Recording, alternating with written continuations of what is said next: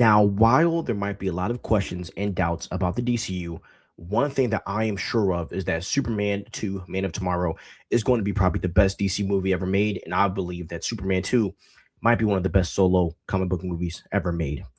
What if I told you, right, that Superman, Man of Tomorrow isn't just a sequel, but I believe that this is going to be a big shift for the entire DCU? Because look, we all know the 2025 film is about establishing the heart of Clark Kent. But if the rumors are true, James Gunn isn't playing it safe for this follow up movie. And he's not just giving us the villain of the week, he's really giving us like a cosmic audit of sorts.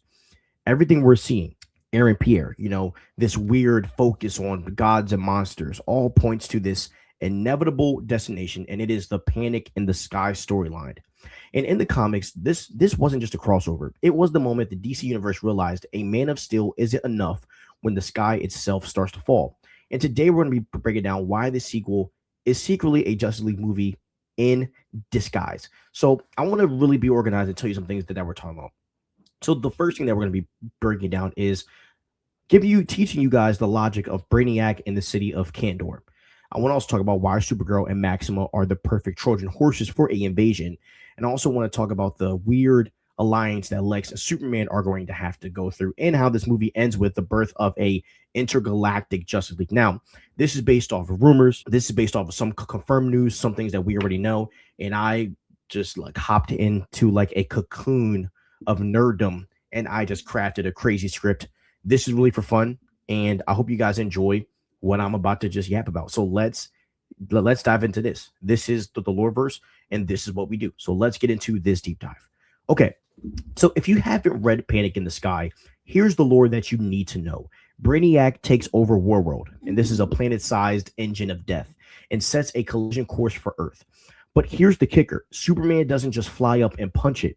He realizes that for the first time in his life, he's outgunned. And in the DCU, James Gunn has already told us that heroes exist. Like the Authority, Guy Gardner, Mr. Terrific, they're out there. But and even Wonder Woman and Batman, like they're there, but they aren't a team yet, and they're fractured. And I believe that Man of Tomorrow is going to use Brainiac to prove that individualism is a death sentence, and Superman has to transition from the guy who saves people to the general who leads gods. And this isn't a movie about a fight. I believe it's a movie about really calling to arms. And I think we're going to see a moment where Superman stops being a solo act and becomes the North Star for every meta-human on the planet. Look, we've seen Zod, right? We've seen Doomsday, but we haven't seen the Collector of Worlds, and there's been so many failed attempts. Screen Crush has a really great video where he breaks down all of the failed Superman movies with Brainiac, right? And the people, and for people to understand Brainiac isn't a conqueror. He's a librarian with a god complex. So, like, imagine Brainiac, imagine if Brainiac reveals to Superman that Krypton wasn't just destroyed, but it was harvested. So what if Superman finds the bottle city of Kandor on Brainiac's ship? Suddenly, Clark isn't the last son of Krypton anymore. He's really the guardian of a dying microscopic race. And this is one of the things that can make the stakes 10 times higher. So if Superman destroys Brainiac's ship, he might be destroying the last remnant of his people. And Brainiac doesn't just use lasers to be Superman. He uses guilt and logic. And it's because Brainiac views Earth as data that needs to be backed up before the hardware, which is humanity, inevitably fails. And this is where the emotional gut punch happens. Brainiac's greatest weapon isn't going to be a robot, but I believe it's Kryptonian biology. So hear this.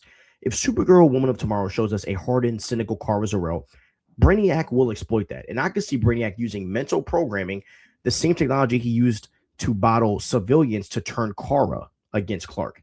And in the comics, we know that Brainiac often uses thralls, imagine a fight where Superman has to defend Earth while refusing to hurt his own cousin.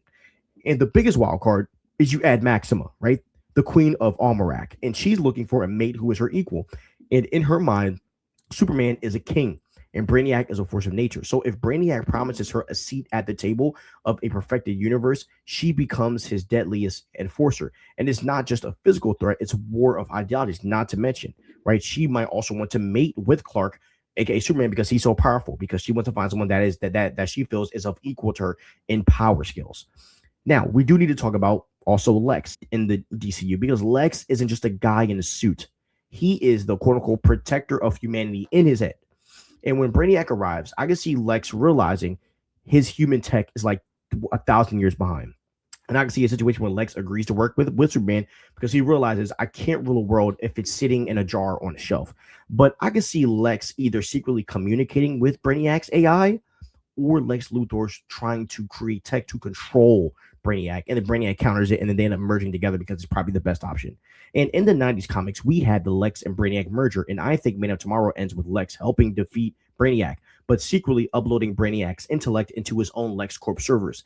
And Lex isn't just going to save the day, but he's going to possibly steal the keys to the universe. And I can see really just Brainiac just taking that and saying, yeah, actually, I'm in control, and we're going to be in control together. And that could be a crazy Justice League level threat. And I believe that this is the moment that we've all been waiting for, right? The third act of the movie. And I don't think it just needs to be Clark versus Brainiac. I think this is where the heroes will enter. First, we want to see John Stewart, and with Aaron Pierre's John Stewart, we get a Green Lantern who isn't just a rookie at this point. He's a vet. John Stewart provides the tactical logistics that Clark lacks. And while Superman is the heart, John Stewart could be the spine of this whole entire operation. And by the time the dust settles, you can have Batman providing the intel, Wonder Woman leading the ground assault, and Green Lantern managing the orbital defense, and Superman at the center holding everything all together.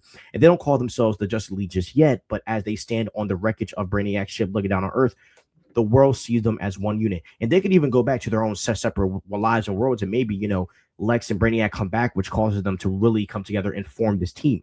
Because look, Man of Tomorrow isn't just a title.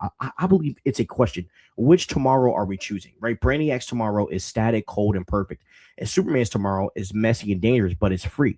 And by the end of this movie, the DCU is no longer a collection of gods and monsters living in the shadows. It's a shared universe, and the bottle has been opened. And the Justice League, they aren't just coming, they're already here.